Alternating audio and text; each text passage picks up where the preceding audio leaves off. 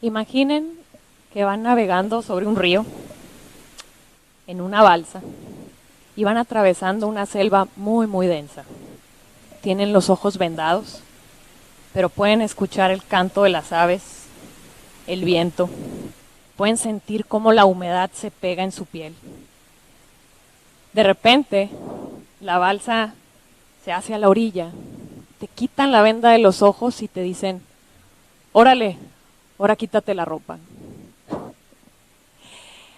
Esa fue mi introducción a la selva colombiana, en la cual yo debía sobrevivir por 21 días en este experimento humano al que me invitó Discovery Latinoamérica.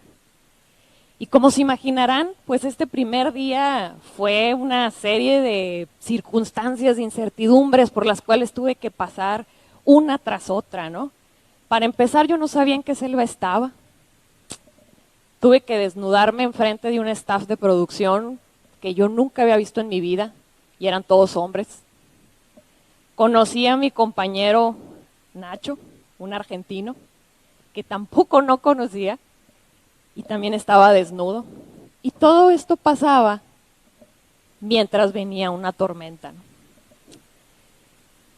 Como se imaginarán, pues todo esto para Nacho y para mí fue muy complicado, ¿no?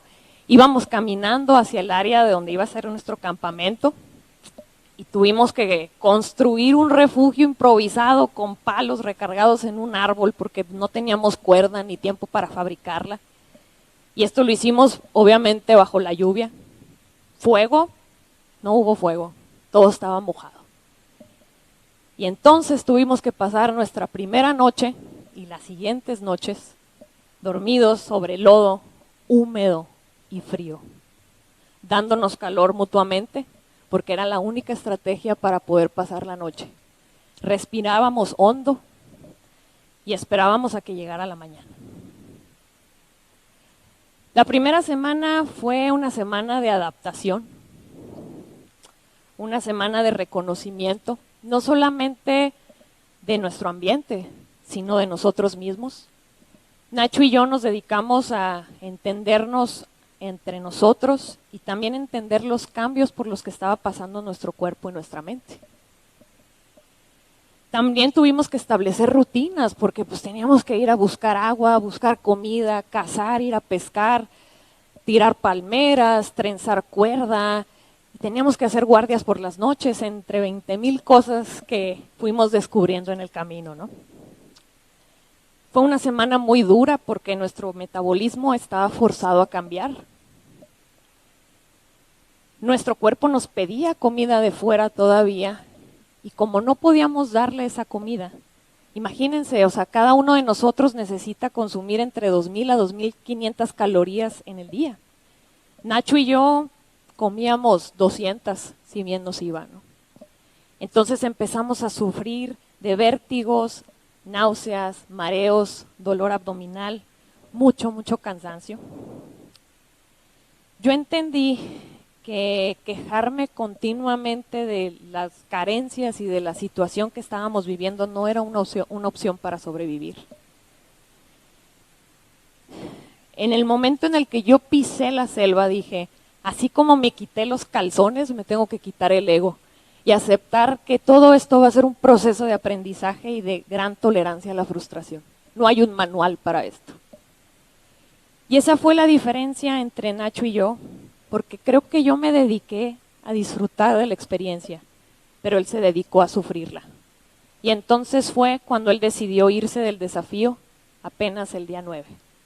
Y eso pues me puso a mí en otra situación, sobrevivir sola. Me faltaban 2 semanas. La verdad, esa segunda semana para mí fue como un regalo. Fue una semana de mucho autoconocimiento. Yo me paraba por la mañana, iba por agua, la hervía, me hacía mi café imaginario y pensaba cuál era la adaptación y el nuevo proyecto que yo iba a hacer para mejorar mi refugio, ¿no? Pero mi mente estaba muy positiva, mi mente quería estar ahí, pero mi cuerpo poco a poco se fue deteriorando. Yo veía cómo se me saltaban las costillas, cómo iba viendo los huesos de mi pelvis, mis rodillas se saltaban. Mi cuerpo estaba lleno de piquetes de hormigas, de mosquitos. Yo tenía bolas de pus por todo el cuerpo que no me dejaban dormir en la noche. Y me tenía que poner lodo todo el día para poder soportarlo. Y entonces fue cuando poco a poco empecé a caer en una espiral de victimismo. Me empecé a ir para abajo físicamente. Y ahí, mientras contemplaba mi crisis, mis carencias, decidí hacer catarsis porque yo dije, yo de aquí no me voy. Entonces, por ahí del día 15, me desperté un día, agarré mi machete y decidí irle a partir en su madre a la palmera más alta de la selva, una palma negra espinosa, que tiene unas espinas como de 15 a 20 centímetros con una toxina, que si te espinas con ella, te pueden tumir la mano. Y entonces atravesé la selva y caminé sobre unos hormigueros de hormigas bala. Son unas hormigas gigantes. Entre paréntesis, una mordedura de una hormiga bala es como si te estuvieran apagando un cigarro en la piel. Yo creo que fácil me mordieron como unas 20. Pero yo tiré mi palmera, me desahogué con la palmera, estuve como 2 horas pegándole a la palmera para poderla tirar y poder, aparte de obtener comida, porque en la copa de la palmera había comida, también pude recuperar esa energía y ese empujón y salir de ese victimismo que yo traía, porque todavía me quedaba una semana para sobrevivir. Yo tenía que caminar de mi área de campamento hacia una zona de extracción, que estaba como a 15 kilómetros al sur de donde yo estaba, ¿no? Y entonces, pues tenía yo un mapa, y en ese mapa pues había unas ciertas escalas que yo debía de hacer para cerrar el desafío. Y el siguiente punto era un pantano. Y en ese pantano pues había muchos recursos, pero también había muchos peligros. Había caimanes, anacondas, había anguilas eléctricas, pirañas, y todo eso lo tenía que enfrentar yo sola. Aparte de que las tormentas más fuertes estaban en esa zona. Pero tenía que salir de ahí. Cuando yo llegué al pantano, empecé a ver como rastros, huellas, machetazos en los árboles. Y se me hizo muy raro. Seguí caminando hacia adentro y al fondo veo humo y me dirigí hacia él. Y en eso llego y estaban 7 de los participantes que quedaban del desafío, todos desnuditos, así en círculo, sobreviviendo como tribu, y entonces me volví parte de la tribu. Y pues todos ya veníamos con con un proceso, ya veníamos muy trabajados, ya veníamos todos en una sinergia, ya cada quien sabía para qué era bueno, cuáles eran sus habilidades, sus debilidades. Hicimos una comunidad muy, muy padre, muy, muy latina, decimos. Y tuvimos que soportar muchos retos juntos. 2 de ellos, esa zona rompió récord ese año de lluvia en Colombia. Entonces, durante 3 noches seguidas, llovió tan fuerte que nos derrumbaba nos derrumbaba el techo del refugio. Y entonces teníamos que pasar 15 horas sentados alrededor del fuego, porque era lo único que teníamos. Sentados alrededor del fuego con el calor en la cara, el humo de la madera húmeda asfixiándonos y con el agua helada de la lluvia cayendo sobre la espalda. Nos mecíamos durante horas soportando todo esto. Yo solamente veía cómo se iban desmayando unos y otros. Yo también nos levantábamos porque teníamos que mantener el fuego. Pero la tribu se mantuvo fuerte y pudimos soportar estas noches en estas condiciones. Empezamos a tener problemas para poder conseguir comida, entonces, pues, porque no teníamos anzuelos para poder pescar, y era donde había recursos en el pantano, ¿no? Entonces lo único que podíamos era cazar lagartijas y entonces pues así como pollos asados, ¿no? Nos repartíamos la pata de la lagartija y la cola, ¿no? Y así, entonces pues teníamos que encontrar maneras de comer. Y decimos que la selva, si bien te reta, no te abandona y premia ese esfuerzo. Tal fue así que el día 19, después de pasar tantos días sin comer, Pablo, el más joven de la tribu, tenía ya varios días sentándose enseguida de la laguna, analizando el comportamiento de las anguilas. Ese día, el día 19, se sentó en la laguna y dijo, yo tengo que cazar una anguila. Se sentó, pero pasaron varias horas y no había ninguna anguila.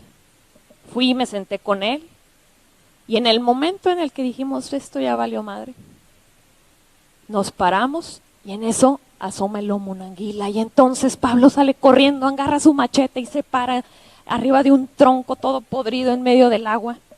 Y se para de esta manera, acechando a su presa, ¿no? Y en eso grita, ¡ahí está! Y saca el machete y le pega al agua. Y le encaja el machete en la cabeza a la anguila. Una anguila de 2 metros y 20 kilos. Ese día la tribu comió, disculpa Sonora, pero estuve en la mejor carne asada del mundo.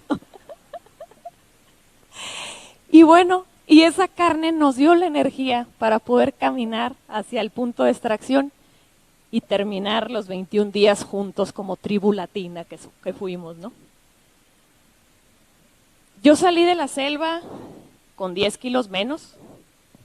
Después de 21 días por fin pude hacer popó y salí con la calificación más alta de todos los participantes. Y bueno, esta soy yo, ya bañada, pero salida recién de la selva.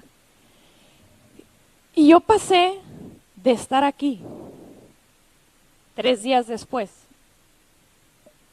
y regresé para acá. Nadie nunca me dijo que así como entrar a la selva iba a hacer todo un proceso de adaptación, también lo iba a hacer el regresar a la ciudad, a esta placa de cemento. Yo estuve deprimida unos días, con una ansiedad social, tratando de entender dónde estaba. Yo quería regresar a la selva, estaba desesperada, pero entendí que pretender vivir como ardilla o irme al monte a vivir ahí como ermitaño, pues no era algo objetivo, no era real, ¿no? Entonces tenía que encontrar cómo hacer que esta experiencia de supervivencia al desnudo trascendiera, no solamente para hacerme a mí mejor persona y ser más feliz. ¿Qué le puedo dejar a la ciudad? ¿Qué le puedo dejar a los demás de esta experiencia, no? Reflexiones de la selva hay muchas, pero quiero compartir con ustedes una muy importante. Vivimos en una sociedad desconectada de la naturaleza. No hemos integrado a la naturaleza a nuestras ciudades y evidencia de eso es que vivimos en una ciudad como Hermosillo y como muchas otras que tienen un déficit de áreas verdes de más del 50%.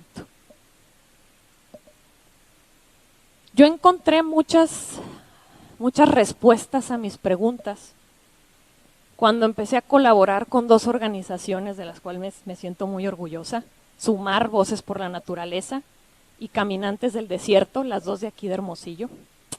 Y Caminantes del Desierto es una organización ambientalista que lo que busca precisamente es convertir a esta ciudad en un bosque urbano y hacer que la gente se sienta orgullosa de las plantas nativas.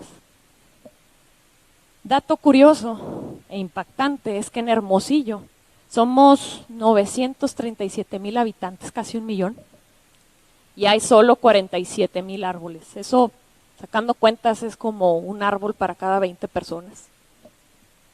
Creo que hay mucho por hacer, ¿no? Si tan solo cada uno de nosotros se dedicara a plantar un árbol, cuidar de él, tendríamos una ciudad con casi 1 millón de árboles. Y entonces, pasar de esto a esto sí puede ser una realidad. Yo sobreviví en la selva de Colombia 21 días. Sí, fue un programa de televisión, una situación de alguna manera simulada. Pero la crisis climática que estamos viviendo ahorita, nosotros, es una realidad. Si no hacemos algo, cada uno de nosotros, no nada más el gobierno, si no hacemos algo por cambiar nuestros sistemas y por cambiar nuestros hábitos de consumo, ¿cómo vamos a garantizar la supervivencia no solo de nuestros recursos naturales, sino de nosotros mismos, de nuestra sociedad, de nuestra especie? Muchas gracias.